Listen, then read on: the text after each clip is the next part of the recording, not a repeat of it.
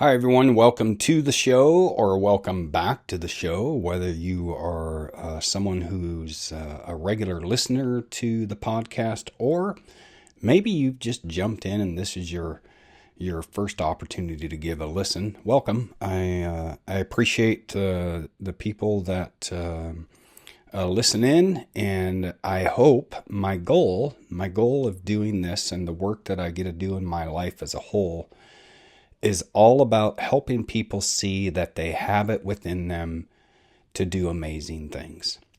And so that's what this podcast is for.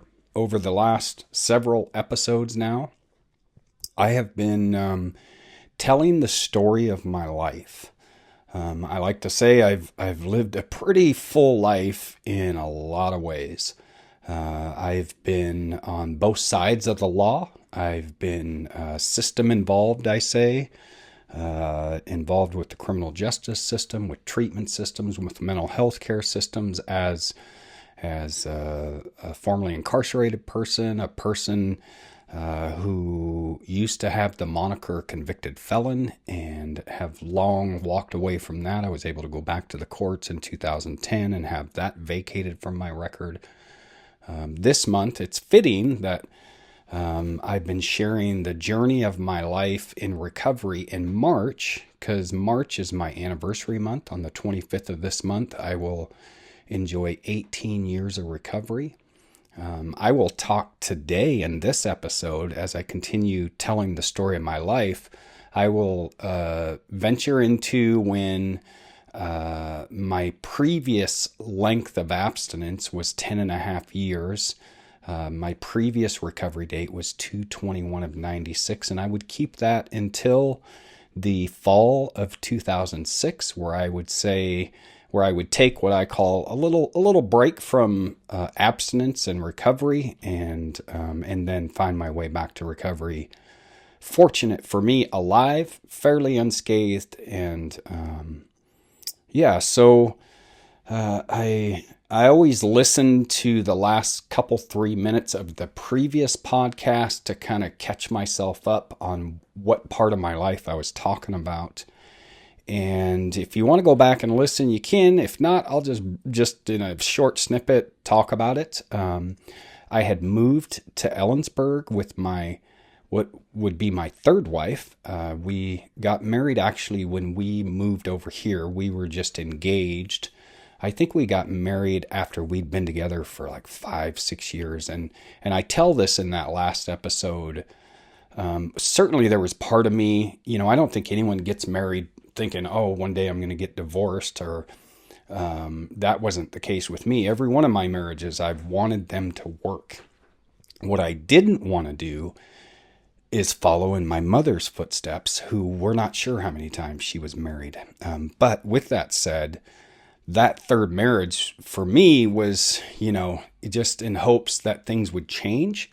Our relationship to that point had a lot of struggles and issues, but we do get married in Ellensburg. So in the last one, I talk about that move to Ellensburg.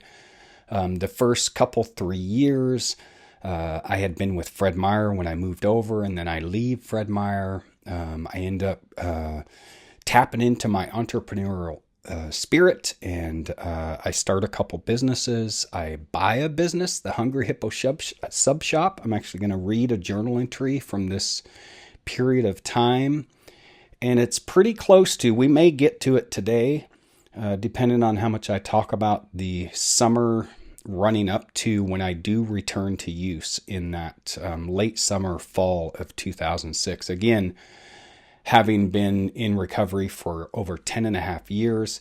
And literally for me, right up until I make that decision to return to use, which was with drinking. I remember we drove up in the hills. I had started hanging out with a guy riding motorcycles, and we drove up into the hills, and there was a party up in the hills. And I remember I returned to use in that, it was, late summer. But running almost right up to it, I was seeing a counselor. I was having massive issues with my mental health, anxiety, depression, worry. My marriage, the Stephanie and I's marriage, was almost over. It was it was like just putting a Band-Aid on this massive gushing wound, when you really need surgery or to just cut it off. Like, that's what our marriage was. So there was massive anxiety with that. I had bought the little sub shop in downtown Ellensburg. And again, this is 05, 06, when the street that I bought the Hungry Hippo on was a pretty quiet street. Like, Main Street was doing okay. Ruby was doing, or Pearl was doing okay, but Pine, there wasn't a lot going on. And again, Ellensburg's small town, but I was really chasing this dream. I want to talk about this here. I was chasing money, and my one of the things I did when I returned to recovery after that return to use in 06, 07 is I really changed actually my whole view on recovery and what it should look like and what I wanted it to be. But one key area for me too was changing my relationship with money. I had big hopes and dreams for the Hungry Hippo. It was a cool little place. People still talk about it from time to time. And I did have a short amount of success, but man, I bought it on a shoestring budget, about the worst thing you can do for a business. It was an existing business and it was already struggling, but I was just chasing. I was like, oh man, I gotta get to, and I think some of that can be good.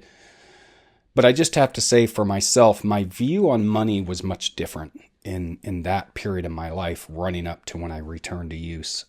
So there was a lot of financial stress. I could have just said that. I had a lot of financial. I bought it on a shoestring budget. And so literally it was, payroll to payroll, getting payroll paid and borrowing money, and it was not good. But I was going to meetings. I was talking to people. I was really doing my best to keep it together, but I remember I'm going to read you a couple journal entries. I remember the weight that I carried pretty regularly. In fact, I just remembered, we have a yearly fair. It's the Kittitas County Fair. And, I wanted to get in the fair because that's a great place. You can make money. And I remember that it was so stressful. And I'm thinking of someone I ended up befriending at that fair. He's a local guy, and I feel terrible that I can't remember his name. This happens for me. Don't smoke pot, kids, because then you don't remember shit. That's my joke about that. But I can see his face, and I remember the time we spent at the fairgrounds when I was just completely stressed out. In a lot of ways, he helped keep me alive, just listening to me and talking to me. So I want to read a couple journal entries. I like to do this. If you've been following along, I highly recommend journaling for people in early recovery, for people in recovery, for people in life. It's a really therapeutic thing to do that I've done since the mid-90s. And now that I have this literal, pages and pages of history of my life, it's a really good reflection tool.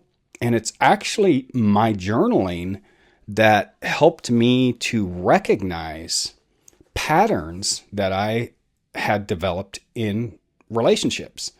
I don't know if I've said this in any of the episodes, but if you've been following along, I've had long-term relationships with two Stephanies in my life, right? I call her Stephanie number 1 and Stephanie number 2, right?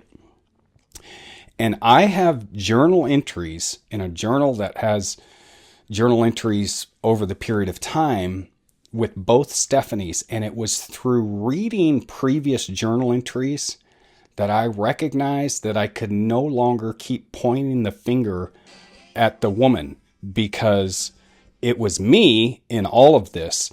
But I have journal entries on the two different Stephanies, right? The issues I was having with them and the things that I felt that they should be doing to blah, blah, blah, right? Pointing the finger. But it was the same thing, just two relationships apart, just the same name. And I was able to recognize, David, you got to look at you. You're the common denominator, right? So interesting. So I highly encourage journaling as a tool to help you. I highly encourage therapy, counseling. having a strong circle of influence to support you in your life. So here we go. So we're gonna continue on this journey talking about the story of my life. And the journal entries I'm going to read are from 2006. This is the summer of 2006. I had bought the Hungry Hippo. I was out on my own, basically. I had a contract delivering packages. I was doing computer work. I had a computer business, Douglas Consulting.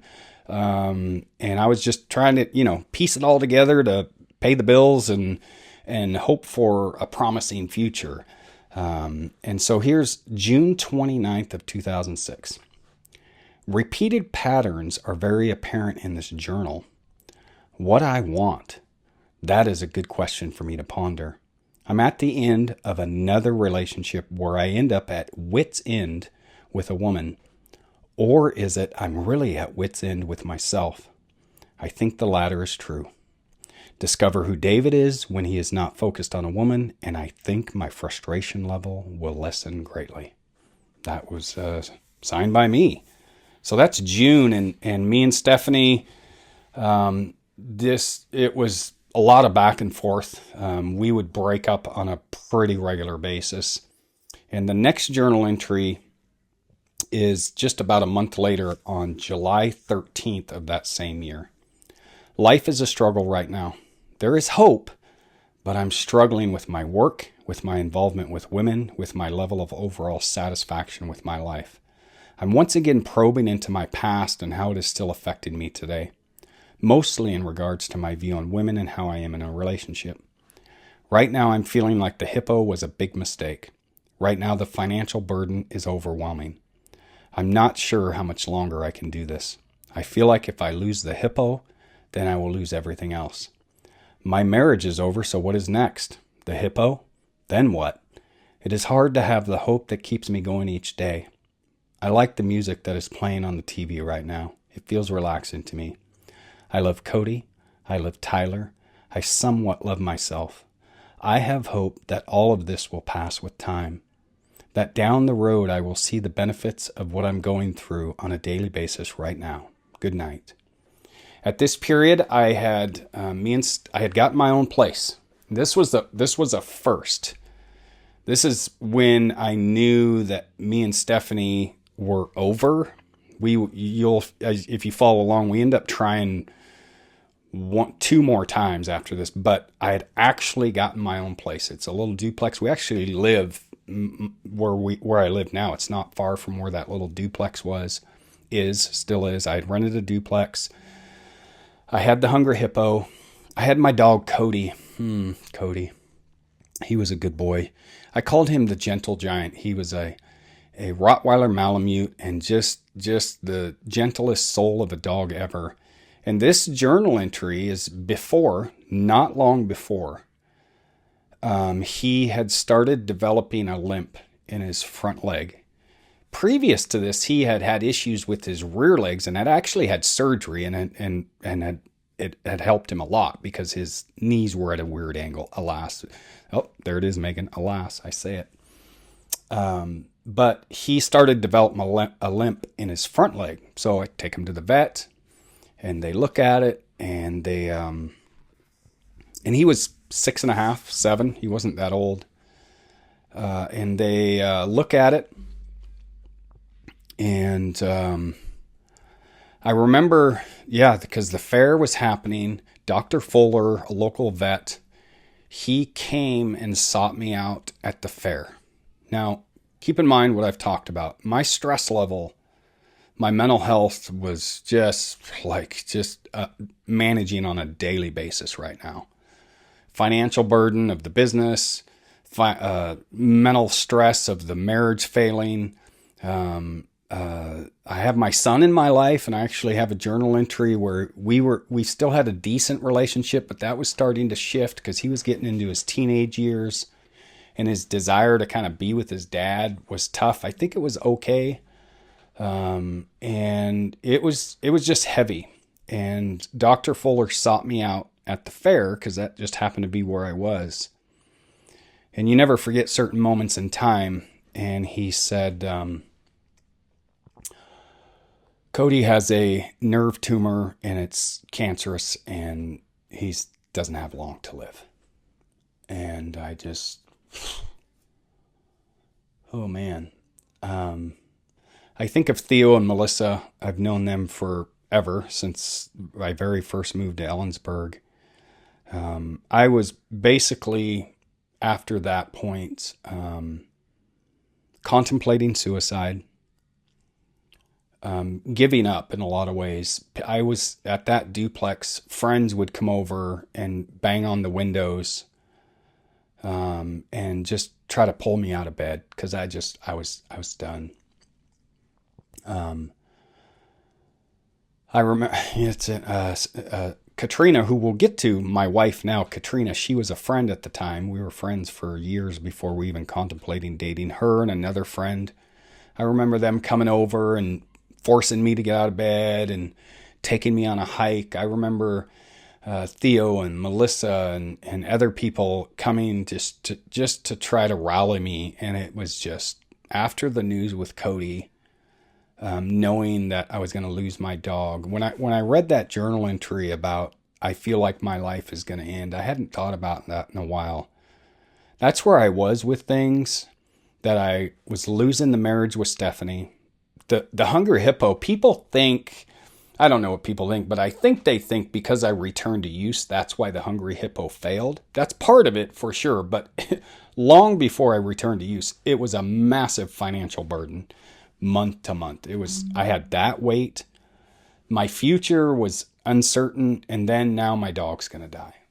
And it was tough. I was seeing a counselor. I actually just saw her. She's retired now, and we embraced, and she helped me so much. She did everything she could to help me. I was working with my physician on medication, and I remember trying some medication, and this is normal when you try medication for anxiety and depression. They have side effects. And as ironic as it is, one of the side effects when you first start on some medication is it can make you suicidal. It's like, great. That happened for me. I tried, it was Lexapro. Lexapro was still pretty new on the market, and I don't blame the drug necessarily, but I was already in a mental health crisis. But it took me over, and it was Melissa, I think, who drove me down to, used to be called Memorial Hospital. I don't know what it's called now. And I spent a few days in the mental health facility to just try to regroup and reboot. I came back, tried kind of managing my life, and things were just spiraling. For me, in my view, my life was just spiraling downhill. I had to put Cody down. That was a very, very difficult day. I'm a dog guy. And so here, the business was failing. My wife is gone. The divorce, as I know, is coming. And now my dog's gone.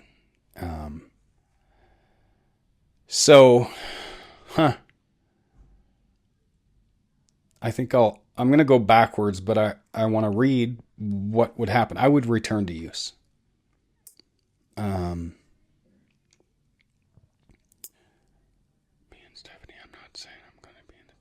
So let me read August 12th of 2006. I'm pretty sure this is right before I put Cody down. The last month has gone by, and I hope I have been able to stay absent from negative behaviors that cause me emotional pain. I'm living alone, and it isn't too bad. There are parts of it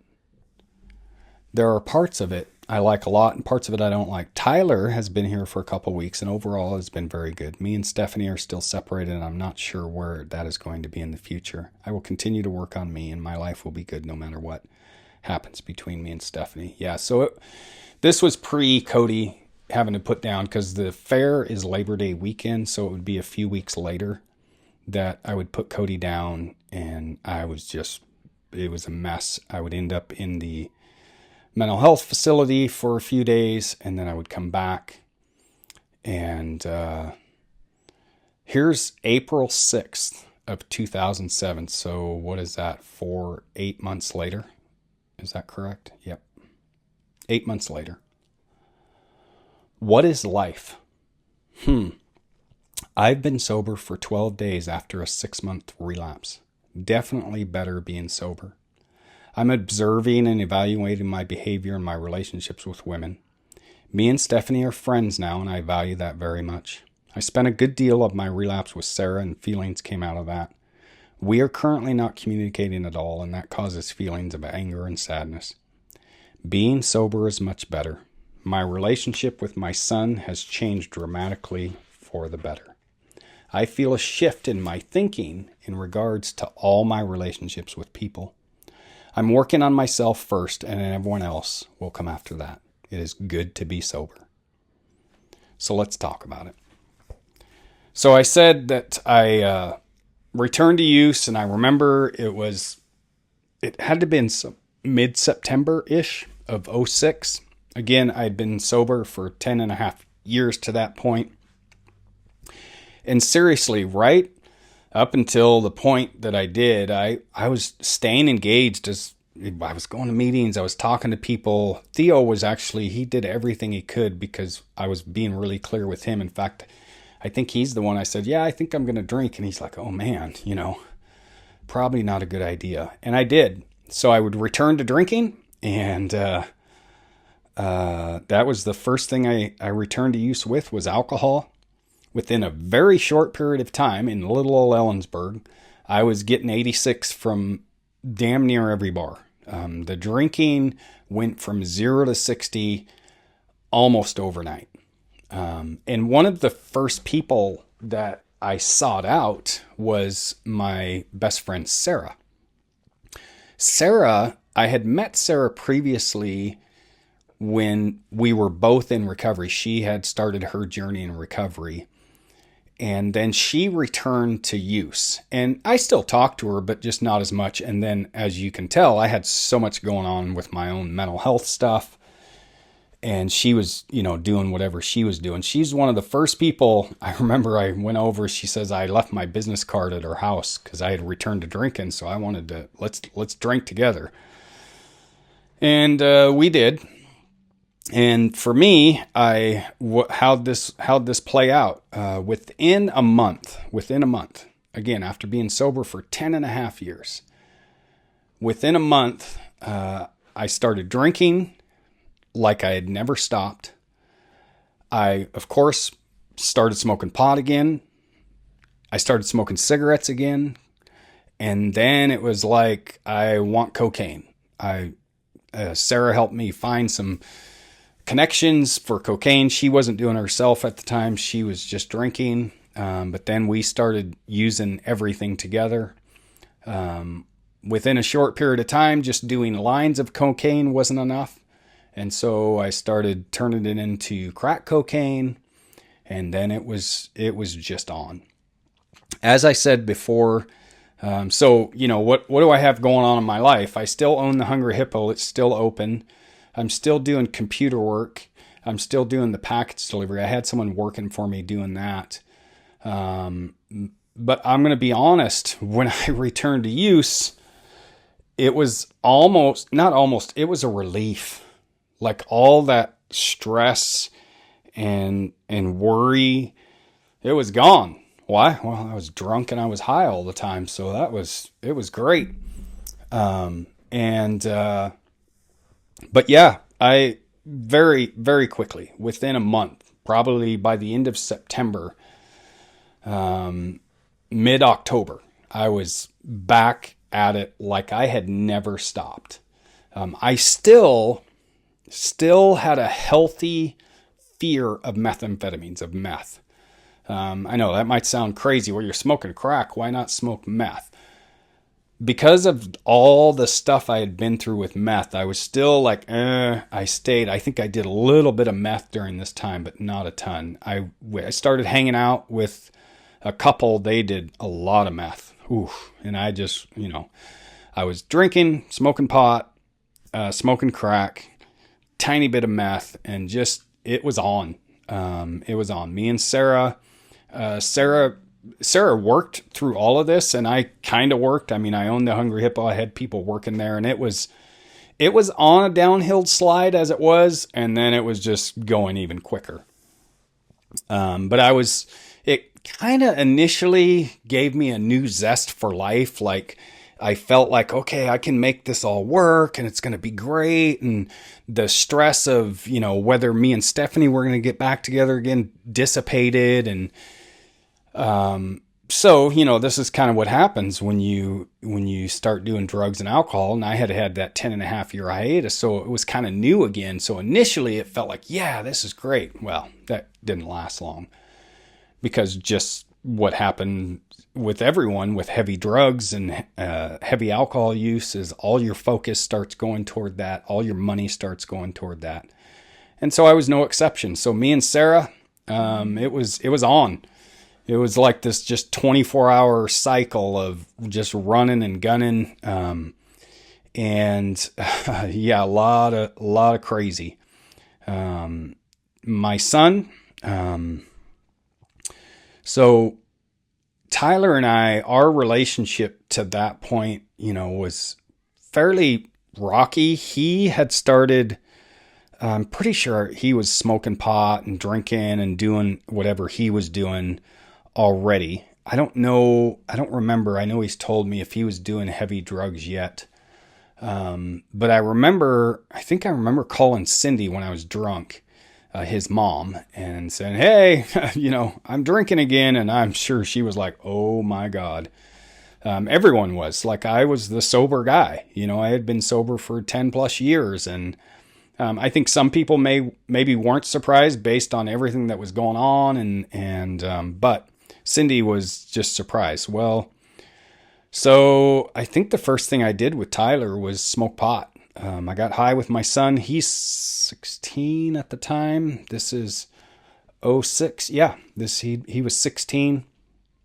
And then Tyler, me, and Sarah started hanging out, and it all came into play. I'm not proud of this. I still feel guilt and remorse for this, but I did I did it all. We all did it together. And my entire focus for that winter, was just back to what it was in the mid 90s. The focus was getting high and avoiding, right? Avoiding the stuff that I was faced with prior to that. So it would pretty quickly too start, like I knew, for anyone who's returned to use or relapse, whatever you want to call it,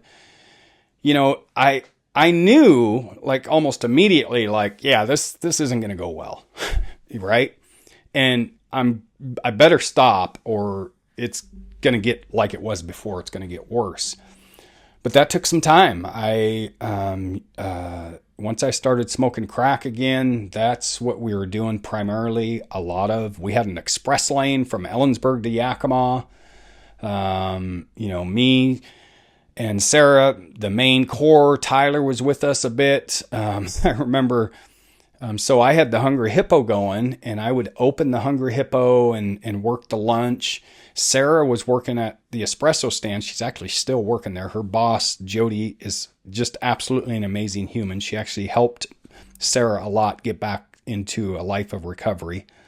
And that'll come down the road. But she worked through the whole thing and she was off by noon. So usually that's, we would both do what we needed to do. And then boom, the rest of the day was focused on going to Yakima to get more drugs and then just being high in my little duplex. Or Sarah had a house at the time. We would go to her house.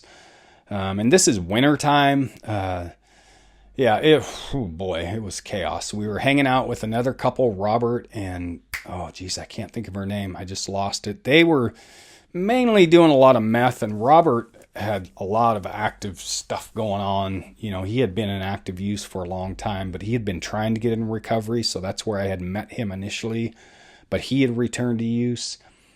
It was crazy. It was crazy times. I can laugh about it now, but looking back, I'm fortunate I'm alive. I'm fortunate I didn't end up in jail. I'm fortunate Sarah's alive, Tyler's alive. A lot of just, a lot of chaos, a lot of crazy.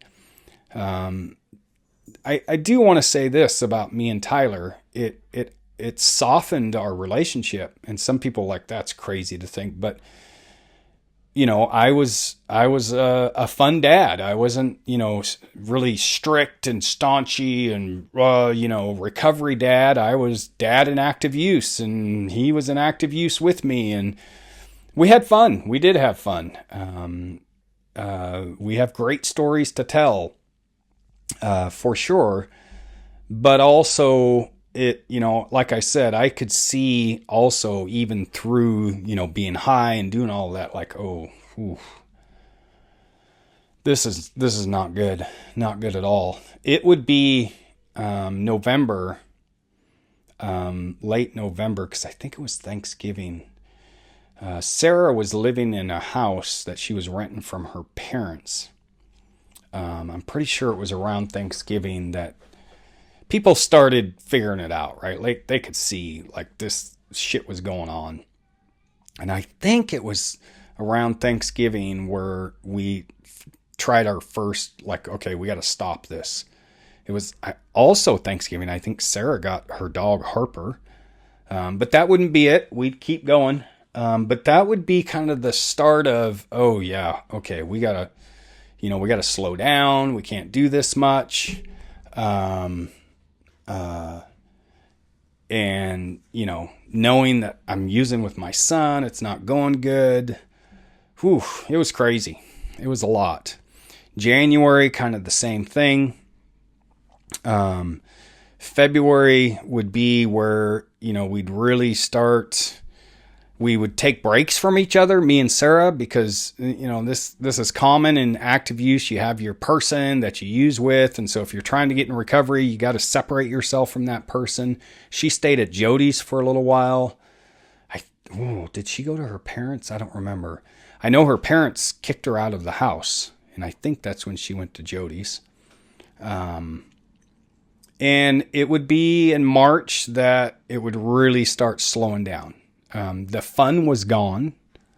We had some fun. We had a lot of crazy times, but the money was low. The money was gone. I closed the Hungry Hippo. I'm pretty sure February 1st.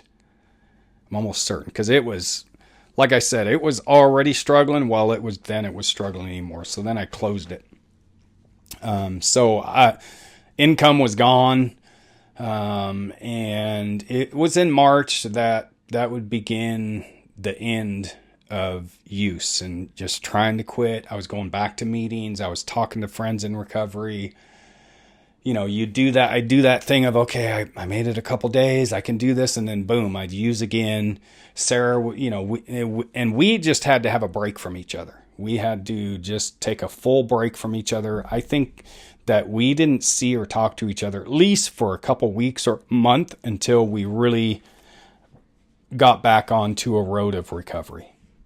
And so that was my hiatus from recovery. And I'm looking in here to see if I have a journal entry after the last one I read where I'm back in recovery, because I would really change my views on living a life in recovery.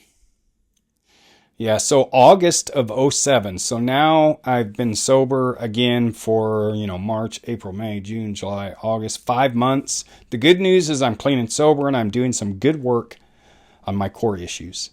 It's not easy. It's painful at times, but I'm willing today to look at myself in order to have more peace in my life. I'm grateful for God putting me on a current path of healing. So that's where it was. I think I'm going to close this one up with a message of hope. I always say this, everyone's path is individual. Whatever works for you, please do that.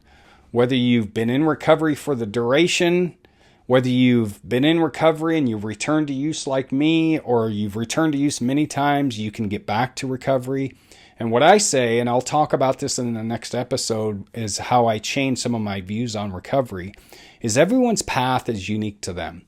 I want you to do what's going to work for you. Love to all. Have a great day.